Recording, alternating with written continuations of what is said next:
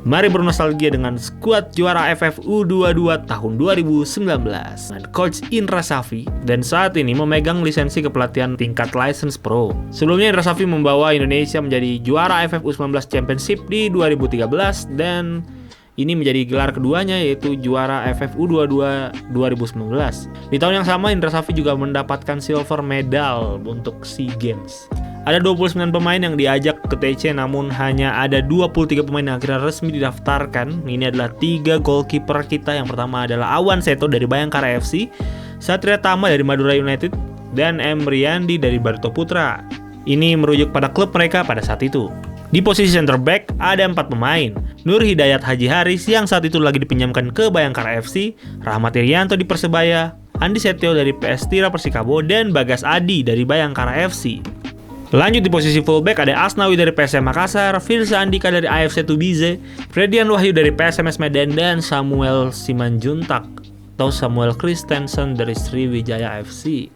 Di center midfielder ada Raffi Syahril dari Barito Putra, Hanif Syabandi dari Arema, Lutfi Kamal dari Mitra Kukar, Gian Zolap yang saat itu dipinjamkan ke Persela, dan Kadek Agung dari Bali United. Di attacking midfielder, di posisi gelandang serang ada Sani Rizky dari Bayangkara FC, Todd Ferre dari Persipura, Osvaldo Hai Persebaya, Witan Sulaiman dari Akademi SKO Ragunan, dan Billy Keraf dari Borneo FC. Center forward ada Marinus Wanewar dari Persipura dan Dimas Derajat dari PS Tira Persikabo. Lanjut di pertandingan pertama grup stage, Indonesia masuk grup B bersama Myanmar, Malaysia, dan tuan rumah Kamboja. Di grup stage, Indonesia harus pasrah dengan 1-1. Gol tunggal Rahmat Irianto menyelamatkan Indonesia dari kekalahan. Di starting line up-nya, Awan Seto menjadi kiper utama kali ini. Menggunakan posisi 4-3-3. Kapten dipegang oleh Andi Setio, Samuel Simanjuntak di kiri, dan Asnawi di sebelah kanan. Lalu ada Lutfi Kamal, Gian Zola, dan Hanif Syabandi. Di sebelah kiri ada Osvaldo Hai, dan sebelah kanan ada Witan Sulaiman. Untuk target man, Dimas Derajat akan memegang posisi tersebut.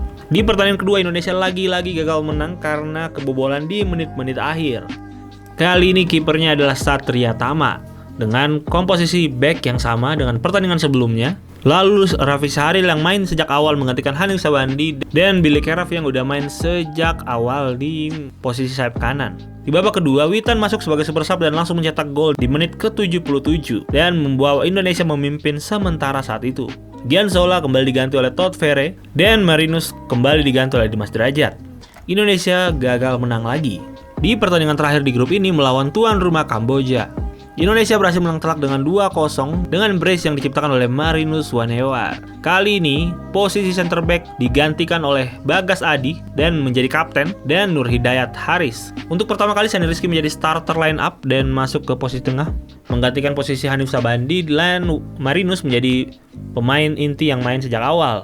Di babak kedua terjadi pergantian pemain, Witan diganti oleh Fredian yang berposisi sebagai bek kanan, dan Gian Zola yang digantikan oleh Rafli Syahril. Selanjutnya ada Sani Rizky yang digantikan oleh Kadek Agung yang baru juga bermain kali ini.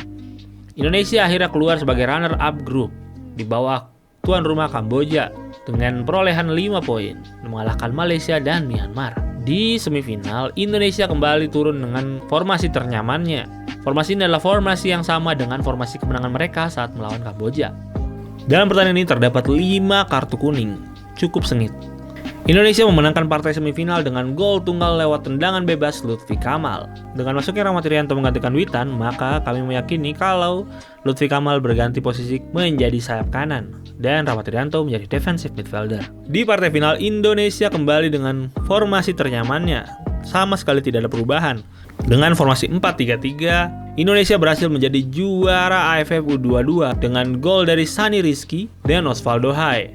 Dan momen itu adalah momen kemenangan Indonesia menjadi juara AFF U22 di tahun 2019.